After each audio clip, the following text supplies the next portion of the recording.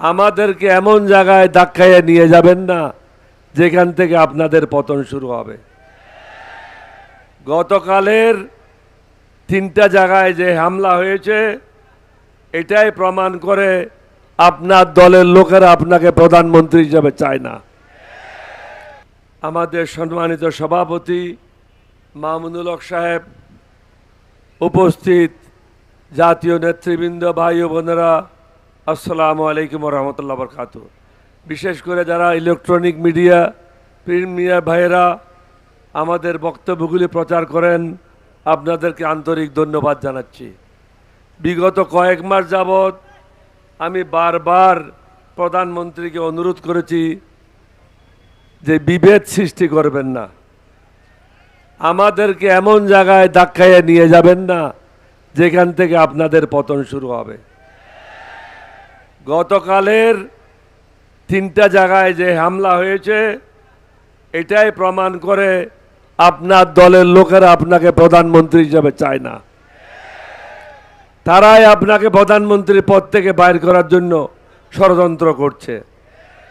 আমি বারবার বলেছি ষড়যন্ত্রকারীরা আপনার চারিপাশে অবস্থান করছে। এই কথাগুলি বলার কারণে আমাকে বলা হচ্ছে আমি রাজাকার হয়ে গেছি।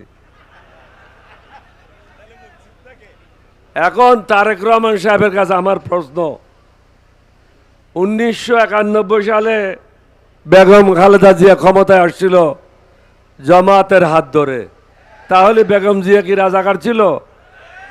বিএনপি রাজাকার ছিল?